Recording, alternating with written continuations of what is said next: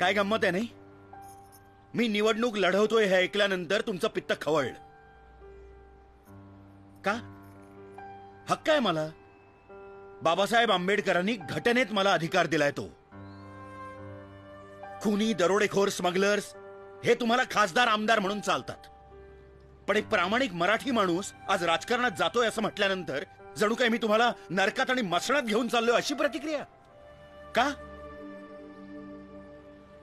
या देशात म्युनिसिपालिटीत नोकरी करणारा शिपाई सुद्धा 12वी पास लागतो, पण राज्याची धुरा सांभाळणाऱ्या राजकारण्यांना शिक्षणाची अट नाही. नाही नाही नाही, मी साक्षर निरक्षर या वादात जात नाहीये, पण एके ठिकाणी साक्षरतेच्या नावाखाली कोट्यवधी रुपये खर्च करायचे आणि दुसरीकडे निरक्षर उमेदवाराला लोकशाहीच्या नावाखाली सूट द्यायची. या सगळ्याची चीड न येण्या इतके शंड आहोत का आपण? राजकारण हा बदमाशांचा शेवटचा अड्डा हे आपण मान्यच केलेलं आहे, पण राजकारण हा बदमाशांचा अड्डा कोणामुळे झाला याचा कधी विचार केलाय? राजकारणी चोर, लाचखाऊ, भ्रष्टाचारी, उन्मत्त असं आपणच ओरडणार आणि पुन्हा पुढल्या खेपेला आपणच त्यांना निवडून देणार. आम्ही मतदान करणं कधी सोडून दिलंय? म्हणूनच तुम्ही जबाबदार आहात आजच्या राजकीय स्थितीला. निवडणुकीची सुट्टी तुम्ही हॉलिडे म्हणून साजरी करता आणि त्याचा फायदा घेऊन हे राजकारणी पैसे आणि बोगस मतांच्या जीवावर पुन्हा पुन्हा 5 वर्ष आपल्याला लुबाडायला मोकळे होतात. प्रत्येक नगरसेवक, आमदार, खासदार हे तुमच्या प्रश्नांची उत्तरं द्यायला बांधील आहेत, पण आपल्यापैकी किती जण त्यांना त्यांच्या कृत्याचा जाब विचारतात? का नाही आपण त्यांना विचारत, अरे बाबांनो तुमची भूक तरी किती? तुम्हाला भस्म्या झालाय का? किती खाल?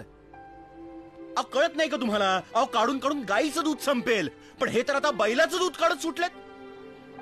देखो देखो सुनो, कोथिंबिरीची जुडी सुद्धा पारखून घेणारे आपण राजकारणाच्या बाबतीत इतके गाफील का? ऐऱ्या गैऱ्यांच्या हातात सत्ता देऊन मुरदाडासारखं गुडघ्यात माना घालून स्वतःच्याच मुलखात परक्यासारखं जगण्यासाठी जन्माला आलोय का आपण?